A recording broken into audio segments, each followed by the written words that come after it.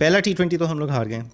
And if you look at the score card it might seem like a close margin, लेकिन जो जिन्होंने match देखा है, whoever saw the match, they know कि ये close margin सिर्फ आखिर में किताबी तरीके से हो गया था, but in all honesty South Africa were in control. It was a comfortable win for them. वो डेविड मिलर ने, किलर मिलर जो हैं, उन्होंने अपने नाम को ही lived up to his name yesterday, and he played a blinder of a knock. If you saw his innings, it was a beautiful innings, a fantastic T20 innings, जिस तरह की modern day game होती है। उन्होंने किसी को भी नहीं बख्शा। He, I think, took almost all the bowlers to the cleaners. He made around 82 runs of 40 या 41 deliveries, तो 200 की प्लस की स्ट्राइक रेट पे खेल के वो 80 रन करके गए। इस तरह के हालात थे कि मतलब I think they were at 100 or 120 or something, and आधे से ज़्यादा runs डेविड मिलर ने अकेले ने बनाए हुए थे with 5 wickets down. So even when the wickets were falling, he did not back off from what his core strength was, and that along with George Linder, who जिन्होंने apparently come back किया south Africa की team में, and what a match to make a comeback, what a performance to make a comeback. He made sure that what David Miller started and worked for, he was able to drag South Africa in the end to that required competitive total जो उन्होंने target किया होगा, जो एक point पे पाकिस्तान ने थोड़ा सा पुल बैक कर लिया था, विकटें ले ली थी, और लग रहा था कि शायद थोड़े से कम टोटल के ऊपर अब साउथ अफ्रीका को रिस्ट्रिक्ट कर सकें अगर सबको आउट कर लेते। But credit to David Miller for setting it up first when wickets were falling all around him, and then George Linder for his first of all his performance in the batting. Tailenders के साथ लगे रहे, उनको भी खिलाया, खुद भी खेले, and then after that in his bowling as well, he took 4 wickets, very crucial wickets, tight bowling कराई, he kept the batsmen quiet. कुछ उनकी अपनी वजह से, कुछ बैट्समैन की गलतियों की वजह से भी आई वुड से कि अच्छा हो गया पूरा मामला उनके लिए। पाकिस्तान की परफॉर्मेंस की अगर बात करें तो like I said, it's not down to any one particular player या उसकी परफॉर्मेंस या captaincy. It was a collective, I think, things that happened.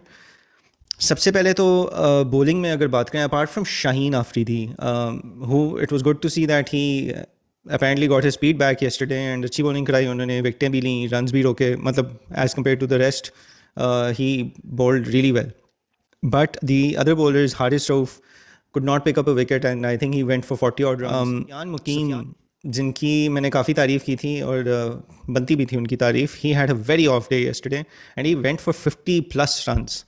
उसके अलावा भी अब्बास आफरीदी ने सही मुनासिब बॉलिंग कराई again. Abrar Ahmed was I think a little expensive, but he picked up wickets and broke partnerships at the right times. तो थोड़ा सा टैक्टिकल मिस्टेक रिजवान से बॉलिंग में ये हुआ कि when Sufiyan was getting hit for runs, there was a point when he was about to bring Saim Ayub के, मेरे ख्याल है उस वक्त वो ये सोच रहे थे कि 2 ओवर उनसे करवा के सुफियान, क्योंकि he was having an of day, तो सुफियान की जगह उनसे वो 2 ओवर करवा के वो निकलवा लें ताकि वो शायद विकेट भी आ जाती। बट आई थिंक मोर सो वो ये चाह रहे थे कि अगर पिक ना हो तो कम से कम थोड़े क्वाइट ओवर्स चले जाएँ, रिलेटिवली लेस एक्सपेंसिव ओवर्स निकल जाएँ वो। बट हुआ कुछ यूँ कि आई थिंक उस वक्त 2-3 wickets fail in quick succession, जिसकी वजह से रिजवान डिसाइडेड कि वो पहले अपने अटैक बॉलर्स को ले के he wanted to try and clean up the South African batting, get them all out, which is perfectly fine, absolutely good approach, attacking mindset बिल्कुल सही था। बट जहाँ गलती हुई वो ये थी कि जब आखिर में विकेट्स नहीं निकल रही थी, he should have held on to 2 overs from his premium bowlers जो थोड़ा फॉर्म में भी थे, सही भी थे, and who were not as expensive, to bowl the penultimate and the last over. उन्होंने क्या किया, वो लास्ट ओवर सुफियान को दे दिया, जिसकी वजह से I think he leaked around 18 to 20 runs in that last over, which is I mean इस तरह T20 में इस तरह के ओवर्स ही गेम चेंजर्स होते हैं, and they make all the difference in the world. अब हर कोई रिजवान को बोल रहा है बट की बैटिंग को बोल रहा है, but at the same time अगर ये वाला ओवर 18-20 रन का ना होता, अगर लेट्स से 12 रन का भी हो जाता, तो Pakistan would have probably could have gotten over the line. अब बैटिंग की तरफ आते हैं। बैटिंग में मतलब there is not much to really say except for, अब नई मैनेजमेंट आ गई है, साल से शोर मचा हुआ है कि जी बाबर रिजवान ओपन नहीं करेंगे, बाबर रिजवान ओपन नहीं करना चाहिए, मॉडर्न डे गेम ये कहती है वो कहती है। अब फिर नई मैनेजमेंट भी आ गई है, नया कोच भी आ गया है, Aaqib Javed is the new coach, Rizwan captain है, तो then why are we again back to Babar Rizwan is openers? ये तो चीज़ फिर गलत है ना। मतलब 1 साल से आप शोर मचाते रहें एंड देन आके ख़ुद भी वही चीज़ अगर हो रही हो, तो then what have you been doing for the last 1 year except for giving negativity और spreading negativity in that sense and due criticism ही हुआ ना ये तो फिर. But anyway Babar was back opening with Rizwan and मुझे समझ नहीं आई इस चीज़ की. मेरा अपना ज़ाती ख्याल ये है, और जो मैंने अपनी पिछली वीडियो में भी बोला था, I don't think Babar and Rizwan should be opening. दोनों तो डेफिनेटली नहीं करने चाहिए, और मेरे तो ख्याल से एक को भी नहीं करना चाहिए अब, ना हो जिस तरह की गेम हो गई है.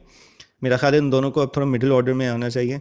अगर ओपनर्स ना चल सके तो फिर आप आके अपनी गेम करें, खेलें, स्टडी करें थोड़ा शिप को, और फिर other players can come and accelerate. So opening में वो गए, बाबर कुछ नहीं कर सके. आई थिंक उनको most probably has been told, yeah, he feels, and my hunch is that this is probably one of his last few T20I series, last एक आध मौका है before he gets I think a new look T20 team gets put together in which Babar does not feature. I have a strong feeling in that.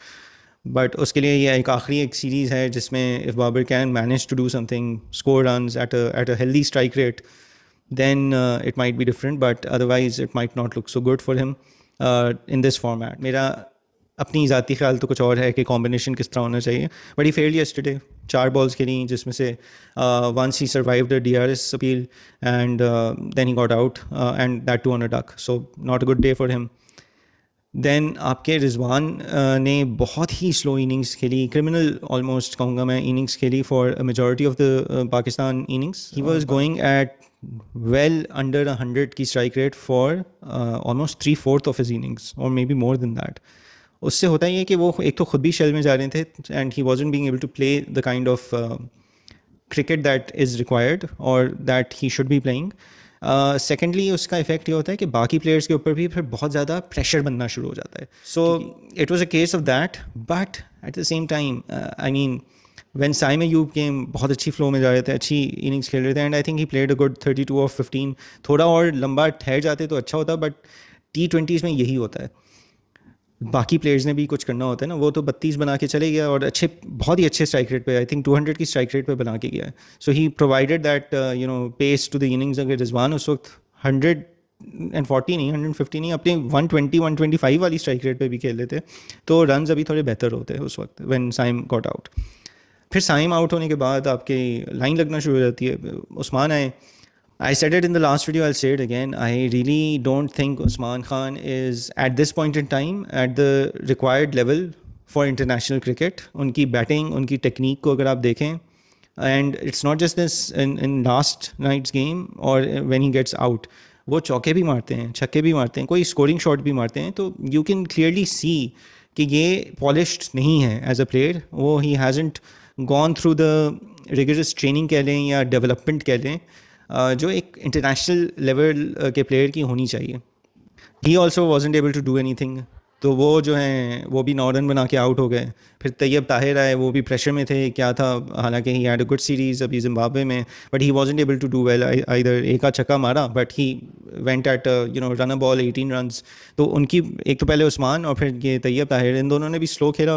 और इनकी रिजवान के साथ जो partnership थी, वो रिजवान ऑलरेडी स्लो खेल रहे थे, तो उसमें मामला बहुत ही ख़राब हो गए पाकिस्तान के लिए. So I think in that's where we definitely lost the match all together. फिर उसके बाद बाकी जो भी हुआ, रिजवान ने आखिर में चौके छक्के मारे, जो भी किया, मतलब दैट वाज आई थिंक पानी सर से गुजर चुका था उस वक्त तक, क्योंकि बहुत देर हो चुकी थी. कंडीशंस क्या ऐसी थी जिसकी वजह से पाकिस्तान की बैटिंग ऐसी हुई. अब 100% तो मैं नहीं कहूँगा. हाँ, yes, the movement seem to be there for South African bowlers more than it was for Pakistan's bowling attack during their innings. वो दिन में शाम का वक्त था, वो थोड़ा सा पहले का वक्त था, तो that could be a factor. But इतना नहीं था कि मैं कहूँ कि जिसकी वजह से हमारी बैटिंग ने जिस तरह की परफॉर्मेंस दी वो हुई. आखिर में I mean we came to up to 11 runs, right. So that means कि ऐसा भी तो कोई डिटोरिएट नहीं हुई होंगी conditions. Individual decisions, captaincy decisions, management की तरफ से, टीम का सेटअप. अब मैनेजमेंट की तरफ से एक और चीज़ मैं पूछना चाहूँगा. इरफान खान नियाजी आपके स्पेशलिस्ट बैट्समैन हैं, वो हैं ही लोअर ऑर्डर के बैट्समैन. इरफान खान नियाजी जब बैठे हुए हैं बिल्कुल सही हैं, कोई इंजरी का मसला नहीं है, तो शाहीन को क्यों भेज रहे हैं उनके ऊपर. शाहीन इज़ ज़्यादा से ज़्यादा भी हो गया तो बॉलिंग ऑलराउंडर है. He is not a proper allrounder. Stop treating him like one. If he is asking to be treated like one, then ask him to first become one, अगर वो ये कह रहे हैं. लेकिन ये रिस्पॉन्सिबिलिटी मैनेजमेंट की है. Why is the management allowing these things to happen. अगर बाबर कह रहे हैं कि जी मुझे ओपन करना है, तो अब तो बाबर कैप्टन नहीं है, तो मैनेजमेंट क्या कर रही है? अगर शाहीन कह रहा है मैंने ऊपर जाना है, तो मैनेजमेंट क्या कर? It has to be a collective inquiry कि मैनेजमेंट क्या कर रही थी, उन वो why went they allowing certain decisions to be done, how much of the say was the captain's, player ने क्यों नहीं परफॉर्म किया. So it's a collection of all these things. कोई भी चीज़ आप आइसोलेशन में नहीं कर सकते. किसी भी एक बंदे को या प्लेयर को या कोच या मैनेजमेंट को आइसोलेशन में आप नहीं कसूरवार ठहरा सकते. Bad game of cricket for Pakistan, not the kind of start we would have wanted for the T20I series. But it is what it is. Let's hope कि अब second T20I में we are able to perform better. थोड़ा बेहतर balance के साथ जाते हैं. And yeah, let's see.